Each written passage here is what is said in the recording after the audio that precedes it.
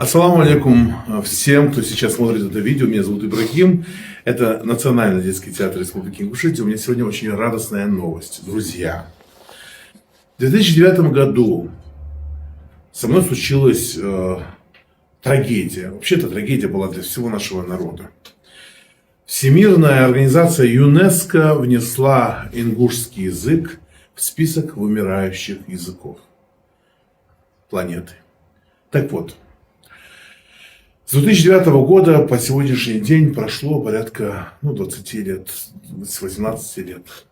И вот эти 18 лет на самом деле наш язык потихонечку увядал и уходил в забвение. И сегодня случилось радостное событие для меня.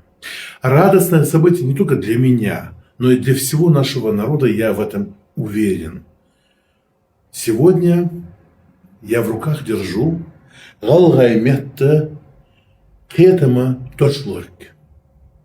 толковый словарь ингушского языка. Я призываю абсолютно всех, вот всех, кто смотрит это видео, просто написать письмо, сообщение, просто подписаться и комментарий оставить под этим постом, хотя бы с благодарностью людям, которые эту работу провели.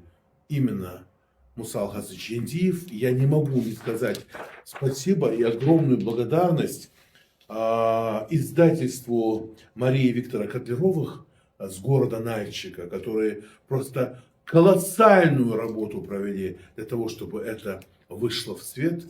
Конечно же, огромное спасибо всем рецензентам. Это Султыговой, замкафедрой ПНВО, Магомедову, главному научному сотруднику Института языка, литературы, искусства города Садаса, Дагестанского научного центра РАН, доктору филологических наук.